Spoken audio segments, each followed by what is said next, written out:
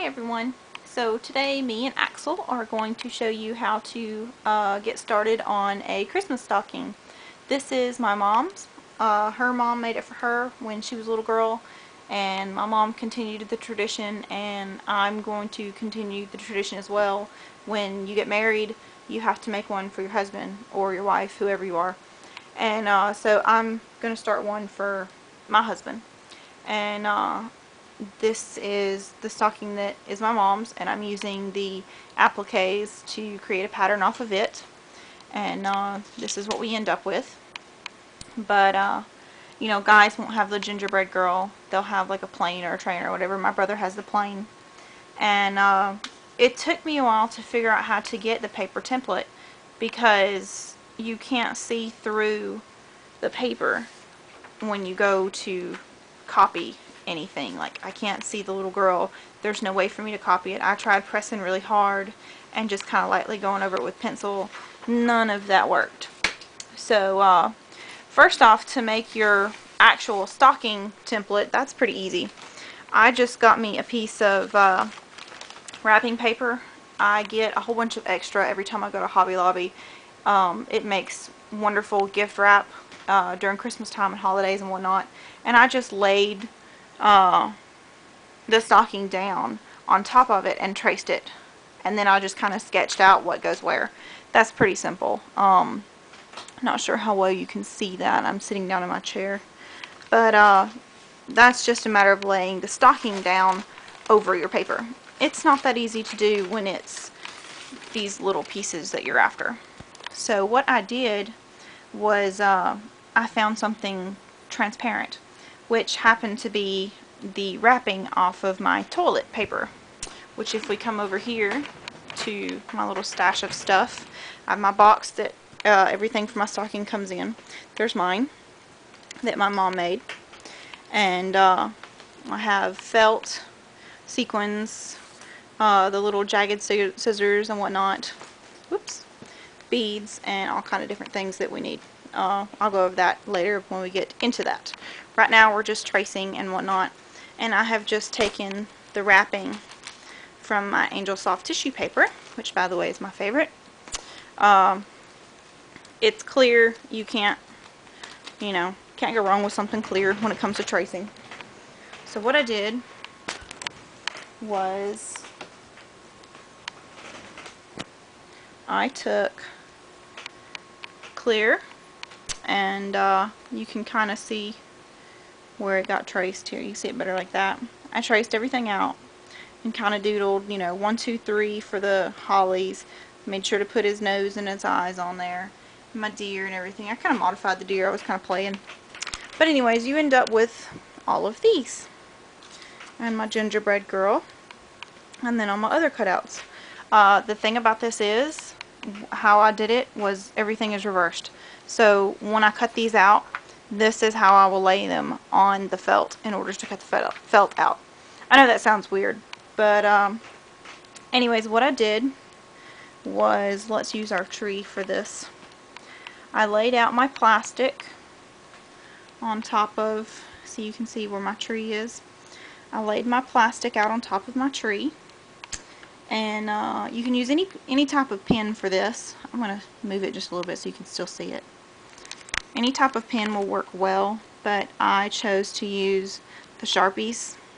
They seem to work good even with plastic, which normally regular pens don't write on. So anyways, I just kind of traced around. The hard part about this is you have to hold the plastic really still. You can't like let it move at all while you're tracing.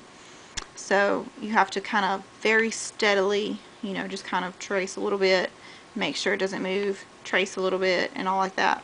But anyways, once I had that, I moved my stocking over to the side, and I folded it up to keep it out of the way. And I know I'm getting blurry, I'm sorry. And then I went back, I set a blank piece of paper on top of my stocking, because what I'm going to do is use my stocking to kind of press. But anyways, what I did was, once I had that, I used my pen again and made the lines much darker. Now, it takes a while for the plastic and the Sharpie to dry. It takes a while for the Sharpie to dry on the plastic, I'm sorry. And so what I did was I just kind of went over it a lot until it had a nice thick line and it was wet. And then very gently took it and flipped it over. I had it like that, and then very gently flipped it over and set it down. And I'm going to do this on a fresh piece of paper because I don't want to ruin the prints that I have already. And it's probably dry already, so it might not do anything. But let's see, I don't think I can do this with both my hands. Anyways, I held it down and I used my stocking as kind of a cushion, but I held it down with one hand, and then with the other hand I just very gently rubbed along the lines. Oh, and I'm rubbing on the line side. Oh my goodness. Okay, so let's flip it over. Now the wet stuff is on the underside. Now I'm not going to get ink all over me. You can see where I smeared it.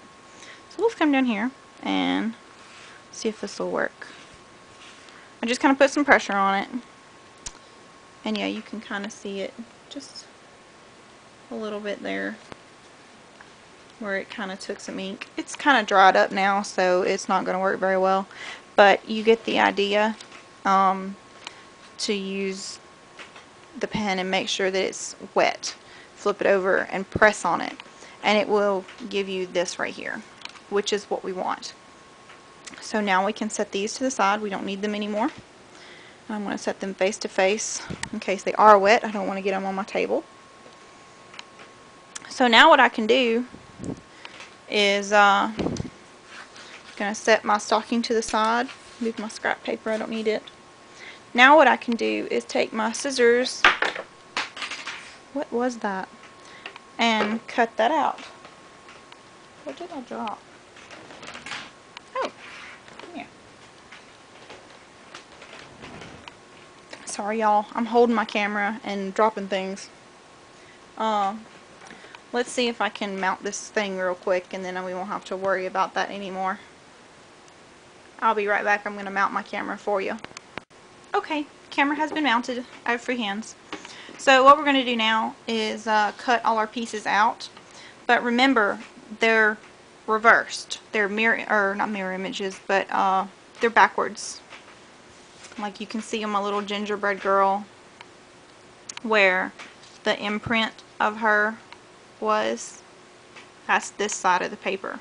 Once everything is cut out, you're going to lay it that way on your pieces, which shouldn't be too particular in case, of course, you have something like a letter or anything like that. You know, trees and deer and gingerbread girls, they don't have to be perfect. So anyways, I'm going to go ahead and cut these out. I'm going to start with the star, just be really simple about it. Okay, so now that we have our design cut out, I like to double check it and make sure that everything fits and is the way it should be. So again, I'm going to get my my little star on my mom's thing, and this one, I don't remember how it goes. I think it goes like that. You know, stars are funny. Anyways, I'm just going to make sure that it's the right size and that it covers. You know, it's not too big, it's not too small in one area or another. So that's fine. Actually, I'm doing it wrong. I told you I had to flip it over. And look at me, not flipping it over. Oh yeah, that fits much better. Much, much better. You can see that it lines up just perfectly right there. So, I'm going to take my Sharpie and write star on this, on the front side. That way I know what side to use. And my dumb butt will, of course, forget that. So, on the side that you traced your design goes against it. And that way you have it right. Alright, so we have our star. And we're going to go on to the next thing. Let's go with the ornaments. When I was a kid, I thought it was a beach ball. And I was like, why is there a beach ball on a Christmas stocking? I realize now it's an ornament. So, anyways, what you're going to do is you need 2 pieces of felt. This is one big circle of green, and then there's a football shape that is red. It's a good idea to do this process again on another piece of paper, but you just need the football shape. So what you'll have when you're ready to cut it out is you're going to have a full circle, and then you're going to have your football shape. Two separate shapes. And that way you can cut your two pieces of felt. You can cut a full green circle for right here, and then you can cut the football shape for the red, and then put them on top of each other to make your whole ornament. So that's what you're going to do for that and for the Santa Claus. The face actually I think stops way up here. I can kind of feel how his head comes way up here, but you know, you use 1 piece, 2 piece, 3 piece, 4 piece, 5 pieces for the Santa Claus. So yeah, you'll need to cut out each separate pieces for this, which you could leave this like this, or you could go back and cut here and have a mustache, and cut here and have the hat band. And then when you cut the hat, just make sure to leave extra to go behind the hat band. And the same for the beard and the face. Leave extra here for the beard and on both sides for the face, so that when you overlap them, they come out right. Anyways, what you're going to do is you're going to take your paper piece and lay it on top of your felt. Bend this down a little bit. Okay, so once we have all our pieces cut out of the paper, it's time to cut them out of the felt. And what you end up with is something like this.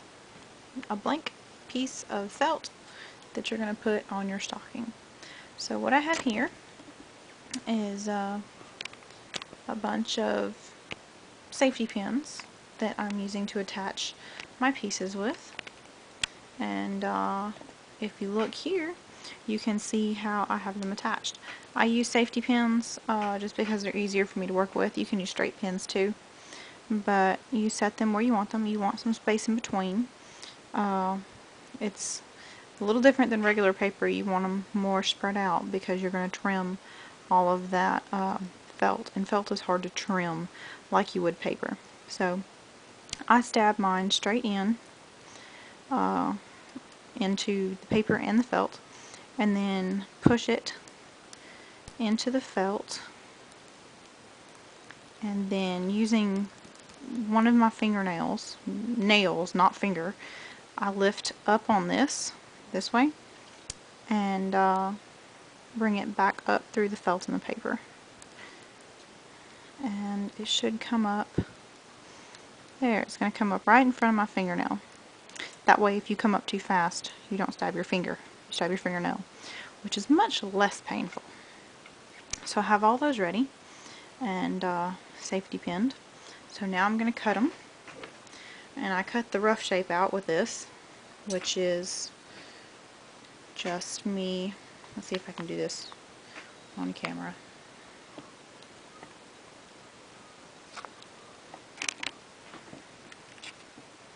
Which is just me cutting along the lines like this. Along the lines, there are no lines. Ha ha ha. Cutting a straight line, giving myself plenty of room to go around my tree and all my pieces. I'm trying to do this in frame so you can see without knocking all my already cut pieces off the table. Okay, so I've used my big scissors. I'm done with the green because this is all my green. So I'll toss that back in my bag. And now I can use my tiny scissors, which I got at Hobby Lobby. They don't make them this way anymore. They make them, they're a little bit more loose. These are still really tight, which I like. So I'm going to start down here and cut across, giving myself room between both of them. I hope I gave myself enough room to get that tree anyways. Let's see. When I set it back down flat, I want to make sure that I have enough. Okay, I do. So I'm going to set that to the side and go on my circles. Now, what I mentioned earlier about them getting wavy, when you put these in, a good way to kind of fix that is to push down your pins. You may not want to do that if you have straight pins. I have safety pins, but really could care less. So, just kind of pushing them, trying to make them lay a little flatter. And now I'm going to cut. And you pretty much cut just like you would on paper. Get as close as you can without cutting your template. Hello, Axel. You gonna sit in my lap? No, don't get on the table.